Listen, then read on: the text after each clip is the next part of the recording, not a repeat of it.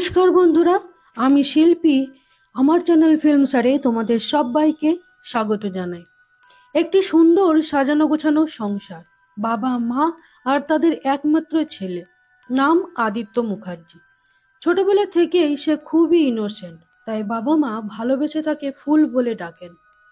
আদিত্য একদমই ক্যাজুয়াল স্বভাবের, সেলসম্যানের কাজ করে একটা, কারণ ছোটবেলা থেকেই পড়াশোনায় খুব একটা বুদ্ধি তার ছিল না। তা সেই ছেলে এই রকম ভয়ঙ্করভাবে যে খুন করতে পারে তা কার জানার ছিল। এখন প্রশ্ন হলো সে খুনগুলো করছে কেন, এবং সেটা জানতে হলে বন্ধুরা আমার ভিডিওটির সম্পূর্ণ এক্সপ্লেনেশনটি দেখে নাও। আর ভালো লাগলে অবশ্যই আমার চ্যানেল ফিল্মসারকে সাবস্ক্রাইব করে পাশে থাকা বেল বাটনটিকে অন করে দেবে। শহরে পাওয়া যাচ্ছে একটির পর একটি বস্তাবন্দি মৃতদেহ। এতটাই নৃশংসভাবে মারা হচ্ছে যে সেটা দেখে পুলিশের গা গুলিয়ে উঠছে। থানার বড়বাবু দিব্যেন্দু বক্সি এই কেসের কোনো কুল কিনারাই খুঁজে পাচ্ছেন না, তাই তিনি তার সহকর্মীদের উপর খুবই বিরক্ত হয়ে আছেন। এবার যাওয়া যাক আদিত্যর বাড়ি। আদিত্যর মায়ের হাতের ওই মোবাইল দেখে হিবিজিবি রান্না খেয়ে আদিত্যর বাবার সুনন্দ মুখার্জির একেবারে নাজেহাল অবস্থা। চান এবার তিনি তার ছেলের বিয়ে দিয়ে একটা বৌমা ঘরে নিয়ে আসতে, যেন একবেলা একটু ভালো খাবার খাওয়া যেতে পারে। কিন্তু আদিত্য রাজি হয় না। সে বলে এই সেন্স ব্রেনের চাকরি করা ছেলেকে কোনো মেয়েই পাত্তা দেবে না, বিয়ে করা তো দূরের কথা। কিন্তু তবুও কোনোভাবে ছেলেকে রাজি করিয়ে সুনন্দবাবু ঘটক লাগিয়েছেন মেয়ে দেখার জন্য। আদিত্য যাবে না, তাই মেয়ে পক্ষই আদিত্যর বাড়ি এসেছে। মেয়ের নাম স্মৃতি। ওদের দুজনকে একটু আলাদা করে কথা বলার জন্য বাইরে পাঠালে স্মৃতি বলল, কিছু মনে করবেন না, আমি অন্য একজনকে ভালোবাসি। আদিত্য বলল, না না, মনে করার কি আছে, যাকে ভালোবাসো তাকেই বিয়ে করে ফেলো। স্মৃতি বলল, তাতেই অসুবিধা আছে, আমি যাকে ভালোবাসি সে একজন মেয়ে, আর এই বিষয়টা বাড়িতে কেউ মেনে নিচ্ছে না। আদিত্য স্মৃতিকে সাপোর্ট করায় স্মৃতি আর আদিত্যর মধ্যে একটি বন্ধুত্ব হলো। আদিত্য বলল, তোমার যদি কোনো রকম হেল্প লাগে তাহলে আমাকে ফোন করতে পারো, আর আমারও কোনো দরকার পড়লে আমি তোমায় ফোন করব। এবার ঘটক মশাই আরো একটি সম্বন্ধ নিয়ে এলো। সেই মেয়েটির নাম কৌশানী। মেয়েটা একটু অত্যাধুনিক প্রকৃতির, আসলে মা মরা মেয়ে তো, বাবা অন্তত প্রাণ।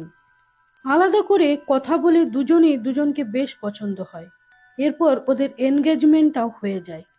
বিয়ের দিন ঠিক হয় কৌশানীর মামাতো দিদি সুলগ্নার বিয়ের পরে। সুলগ্নার নভেম্বরে আর কৌশানীর ডিসেম্বরে। আর কিছুদিনের মধ্যেই সুলগ্নার বিয়ে।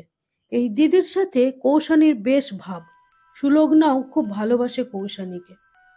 সুলগ্না বিয়ে করছে রাজীবকে। কৌশানীর সাথে আদিত্যর মা বাবারও খুব ভালো একটা সম্পর্ক তৈরি হয়েছে। মাঝে মধ্যেই কৌশানী আদিত্যর বাড়ি এসে আদিত্যর বাবাকে নানান রকম পদ রান্না করে খাওয়ান। সুলগ্নার বিয়ের আগে তার বাড়িতে একটা জমিয়ে আড্ডা হবে, তাই কাল আর পরশু দুদিন অফিস ছুটি নিয়েছে আদিত্য সেখানে যাবার জন্য। সকালে অফিস যাবার জন্য রেডি হচ্ছে আদিত্য, তখন কৌশানী ফোন করে বলল যে তোমার কাল আসার কথা ছিল না, তুমি আজই চলে এসো। আজই মনির বর আর তার কিছু বন্ধুরা আসছে, জমিয়ে আড্ডা হবে। আদিত্য বলল, আজ হবে না, আজ আমার একটা ইম্পর্টেন্ট মিটিং আছে, কাল যাব।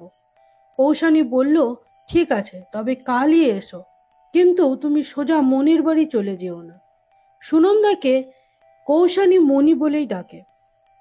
কৌশানী আরো বলল, ওদের বাড়ির একটু আগে একটা আন্ডার কনস্ট্রাকশন বিল্ডিং আছে, সেখানে তুমি প্রথমে আমার সাথে দেখা করবে।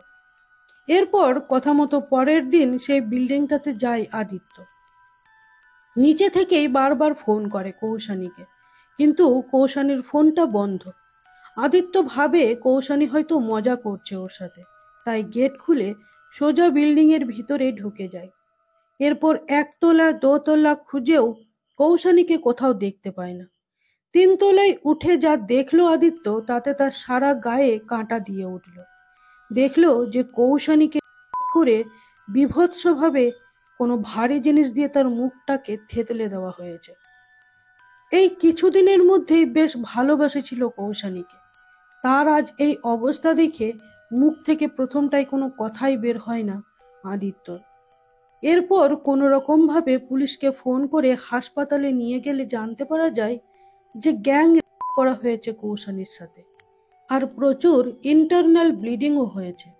কোনো কিছু শক্ত জিনিস দিয়ে মুখে বারবার আঘাত করা হয়েছে। হাসপাতালের একটা বেঞ্চে বসে তাদের এই এনগেজমেন্টের আংটিটা ধরে আদিত্য ভাবল, আর কটা দিন পরেই তো তাদের বিয়ের কথা ছিল। কত আনন্দে ছিল মেয়েটা, আজ কোথা থেকে কি হয়ে গেল। কে করলো এরকম, কে মারলো, ওকে তা জানতেই হবে। ভিতরে ভিতরে প্রচন্ড হিংস্র হয়ে গেল আদিত্যকে বড়বাবু একবার থানায় যেতে বলল। থানায় গেলে বড়বাবু তার পরিচয় জানতে চাইলে আদিত্য বলল, আমার সাথে কৌশানীর সামনের মাসে বিয়ে হওয়ার কথা ছিল, কিন্তু সেটা তো আর হলো না, কারণ কৌশানী তো আর বেঁচে নেই। অফিসার বলল, খুনি কে সেটা আমরা ধরবই। মানুষ যে এতটা নৃশংস হতে পারে ভাবাই যায় না। আপনার কাছে যদি কোনো খবর থাকে, আপনি যদি কাউকে সন্দেহ করেন, প্লিজ জানাবেন। আদিত্য বলল, এই কেসে আপনাদের কাউকে চাই না।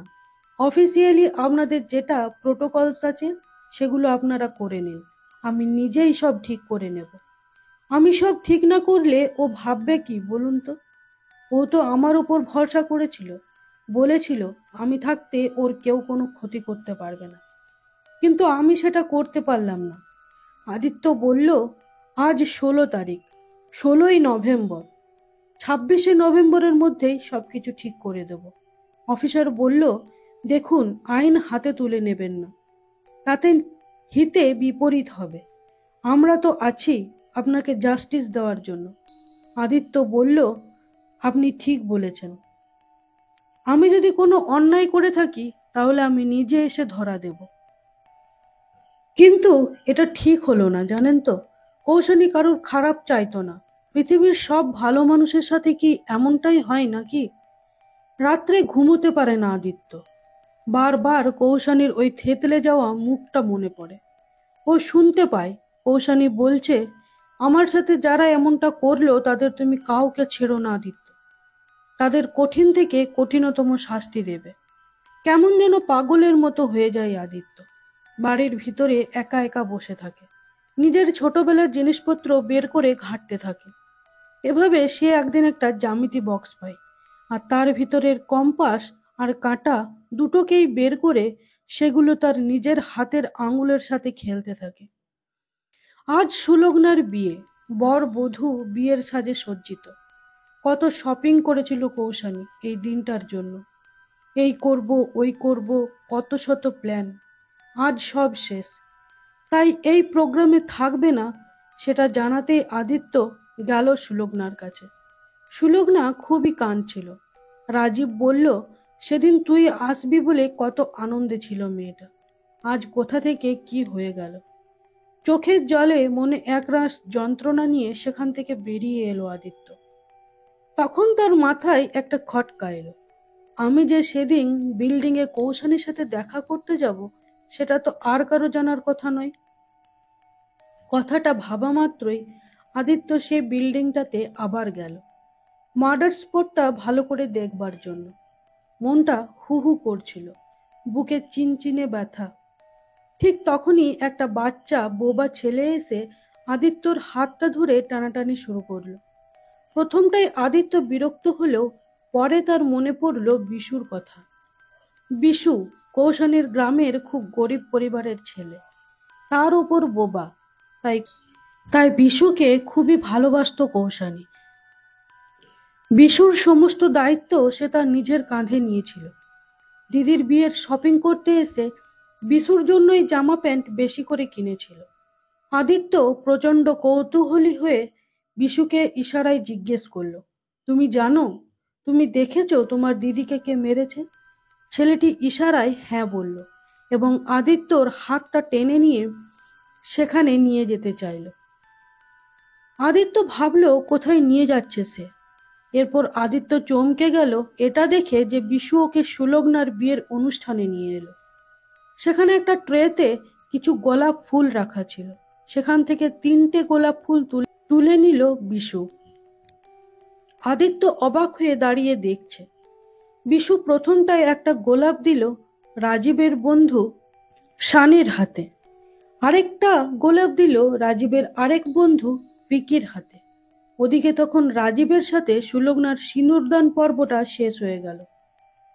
এবার ধীরে ধীরে বিশু এগিয়ে গেল রাজীবের দিকে এবং রাজীবের হাতে তুলে দিল আরেকটা গোলাপ। আদিত্যর হাত পা তখন রীতিমতো থরথর করে কাঁপছে।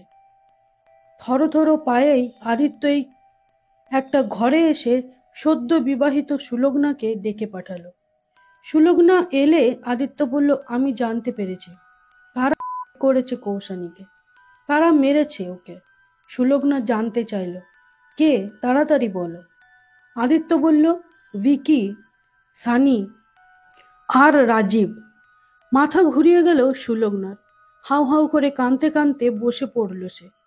আদিত্য বলল, আর একটু আগে জানতে পারলেই ওর মাথা আমি ধর থেকে আলাদা করে দিতাম, কিন্তু এখন এখন তা কি করে সম্ভব?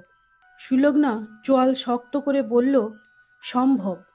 মেরে দাও, সব কটাকে মেরে দাও, আর এমনভাবে মারবে যাতে কেউ আর এরকম জঘন্য কাজ করবার আগে 100 বার ভাবে।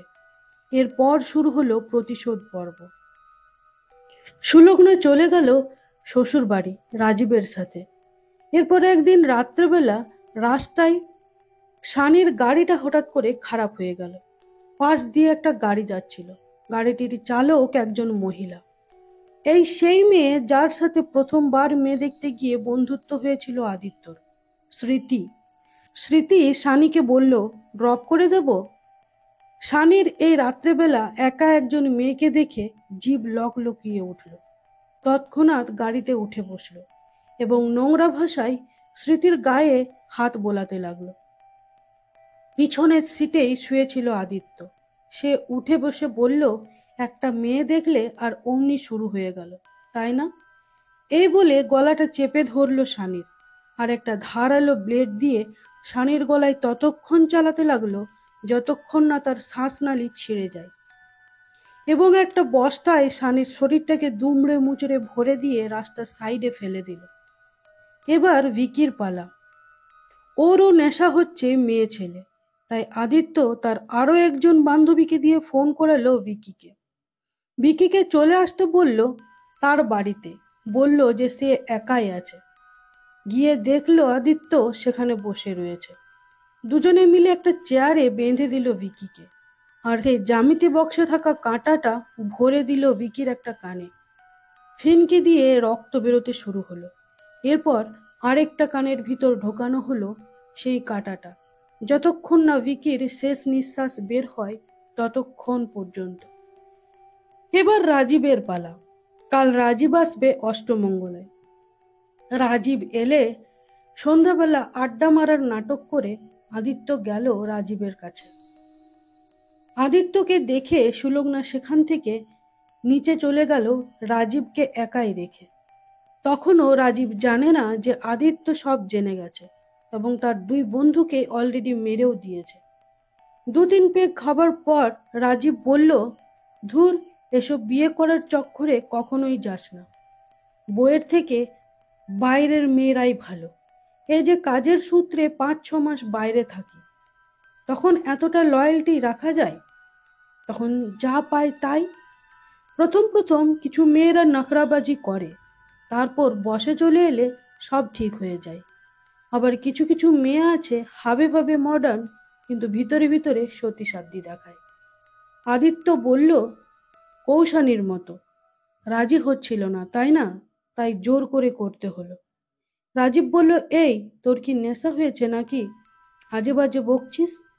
আদিত্য বলল, আমি জানি, সব জানি। রাজীব বলল, এই ভাই, তুই সব জানিস? ভালোই হয়েছে। ও একদম ফালতু মেয়ে ছিল। পার্টি ফার্টি করছে, সিগারেট খাচ্ছে, গায়ে টায়ে ওসব ছোট ছোট ড্রেস পরে ঢলে পড়ছে। বল তো কে ঠিক থাকতে পারে? ফালতু মেয়ে। এই রাজীব মেয়ে দেখলেই বুঝতে পারে। সিগন্যালও তো ওই আমায় প্রথম দিয়েছে। পরে বলছে ছাড়ো রাজীব দা, লোক ডাকবো রাজীব দা। আমি ওর দাদা কবে থেকে হলাম বলতো? সতীপনা দেখাবার ওটা সময় তুই বল? সে গালি গালাজ খিমচা খিমচি, এই দেখ খিমচি দিয়ে কি করেছে।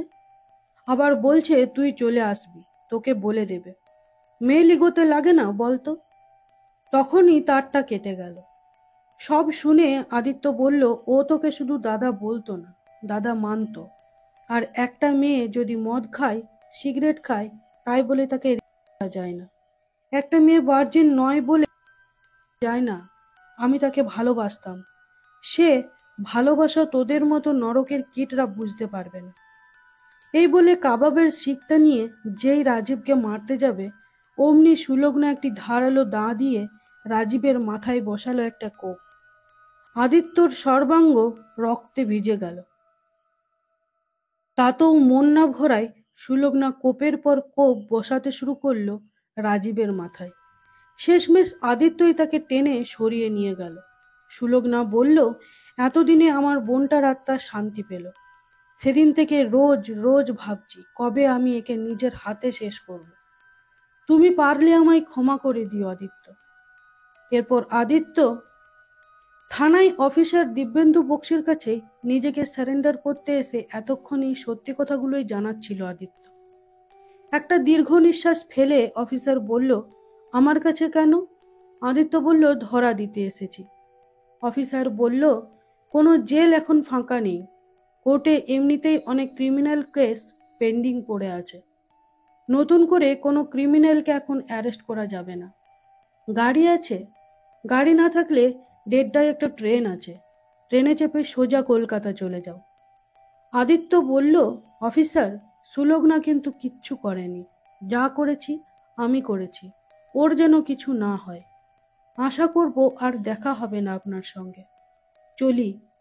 অফিসার বলল, রাজীবের বডিটা কোথায় সেটা বললে না তো? আদিত্য বলল, ওই যে হরিহরবাবু বললেন না, আজ সব আবর্জনা পুড়িয়ে ফেলার দিন। কালো ধোঁয়া, গন্ধ। আসলে এই থানার কনস্টেবল হরিহরবাবু আজ কিছু একটা পড়াচ্ছিলেন। বড়বাবু ওকে ডেকে পাঠিয়ে জিজ্ঞেসও করেছিলেন। তখন সেই কনস্টেবল বলেছিলেন যে বাজে কিছু ফাইল পুড়িয়ে দিচ্ছি। এই হরিহরবাবুই প্রথম থেকেই আদিত্যর সাথে জড়িত।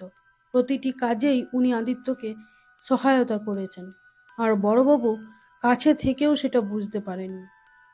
অফিসার হেসে ফেললেন এটাই ভেবে। তো বন্ধুরা, এই সিরিজটিকে এখানেই শেষ করা হয়েছে। যদি তোমাদের আমার ভিডিও ভালো লেগে থাকে তবে অবশ্যই একটা লাইক করে আমার চ্যানেলটিকে সাবস্ক্রাইব করে দিও, আর কমেন্ট করে জানিও কেমন লাগলো আজকের এক্সপ্লেনেশনটি। আজকের মতো এখানেই শেষ করছি। ধন্যবাদ।